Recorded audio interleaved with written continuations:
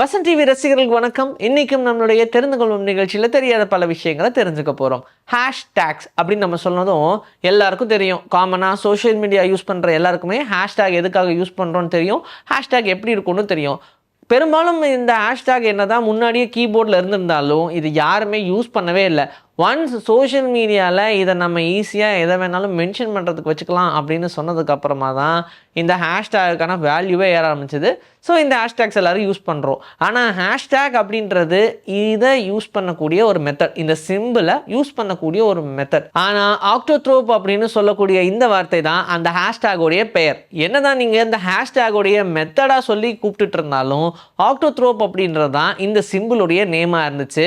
அப்படியே நாளடைவில் கொஞ்சம் கொஞ்சமாக இந்த டிஜிட்டலோடைய வளர்ச்சியெல்லாம் அதிகமாகும் போது ஆக்டோத்ரோப்னு யாருமே சொல்கிறதில்ல, அதை ஹேஷ்டேக்னே சொல்லி பழகிட்டாங்க. செஃப்போடைய ஹேட்லாம் பார்த்துருக்கீங்களா? ரொம்ப டிஃப்ரெண்ட்டாக இருக்கும். அவங்களுக்கு அப்படியே ஃபுல்லாக ஒரு சிலிண்டர் ஷேப்பில் வச்சுருப்பாங்க. அந்த ஹேட்டு வெள்ளையாக தான் இருக்கும். அது அவங்களுடைய பியூரிட்டியை மென்ஷன் பண்ணுது. அந்த ஹேட் எந்த அளவுக்கு வெள்ளையாக இருக்கோ அந்தளவுக்கு அவங்களும் ரொம்ப க்ளீனாக வேலை செய்வாங்கன்னு அர்த்தம். அதனால தான் எப்போவுமே ஹேட்டை மட்டும் அழுக்காக போடவே மாட்டாங்க, அழுக்காகாமல் பார்த்துப்பாங்க. ஆனாலும் அதை போட மாட்டாங்க. அதே மாதிரி அந்த ஹேட்டில் 100 ஃபோல்டு இருக்கும். பார்க்குறதுக்கு உங்களுக்கு அப்படி தெரியாது, ஆனால் அந்த ஹேட்டை சுற்றி என்னம்னா 100 ஃபோல்ட்ஸ் இருக்கும். எதனால் 100 ஃபோல்டு வச்சுருக்காங்க அப்படின்னு தெரியுமா? அந்த 100 ஃபோல்டுக்கான ரீசன், ஒரு முட்டையை 100 வகையில் நம்மளால் சமைக்க முடியும். அந்த 100 வகையிலையும் சமைக்க தெரிஞ்ச ஒருத்தரால் மட்டும்தான் செஃப் அப்படின்ற அந்த பெயரை வாங்க முடியும். அப்படி யார் அந்த 100 முட்டையும் சமைக்கிறாங்களோ அவங்க தான் ஒன் அண்ட் ஒன்லி செஃப். அவங்களுக்கு மட்டும்தான் செஃப்பாக இருக்கக்கூடிய அருகதையே இருக்குது அப்படின்னு சொல்லுவாங்க. அதனால தான் செஃப்போடைய ஹேட்டில் 100 ஃபோல்ட்ஸ் இருக்குது. மவுண்ட் எவரெஸ்ட் ஏறுற நிறைய பேருக்கு இருக்கக்கூடிய பெரிய பிரச்சனை என்ன? ஏறுறதே ஒரு பெரிய டாஸ்க் தான். அதில் வெதர், கிளைமேட் இப்படின்னு நிறைய இருக்குது. இது எல்லாத்தையும் தாண்டி அவங்க உச்சிக்கு போகிறத ரெக்கார்ட் பண்ணுறதுக்கு ஒரு மொபைல் வச்சுருப்பாங்க. இன்கேஸ் அந்த மொபைல் கீழே விழுந்துருச்சுன்னா, மொபைல் உடஞ்சி போச்சுன்னா என்ன பண்ணுவாங்க? அதை சர்வீஸ் பண்ணுறதுக்கு மறுபடியும் மவுண்ட் எவரெஸ்ட்லேருந்து கீழே வந்தால் பண்ணுமா?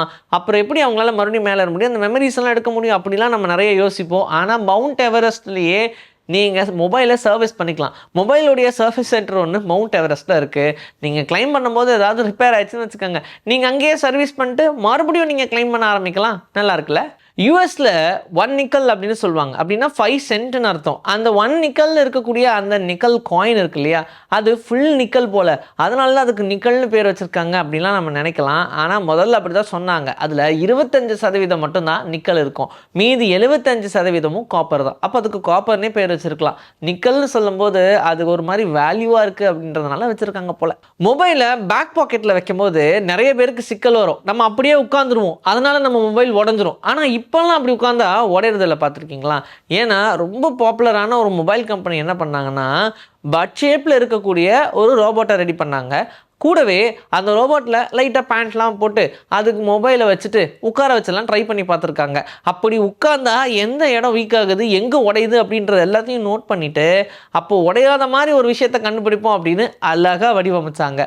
அப்படின்னா ஒரு ஆளை அவங்க வச்சுருந்துருக்கணும். அதுக்கு எப்படி ஒரு ஆளை வேலைக்கு வச்சுட்டு, அதனால தான் ஒரு ரோபோட்டையே கண்டுபிடிச்சி கரெக்டாக ஹியூமன் வெயிட் இருக்கிற மாதிரியே அதை கால்குலேட் பண்ணி அதை உட்கார வச்சு டெஸ்ட் பண்ணாங்க.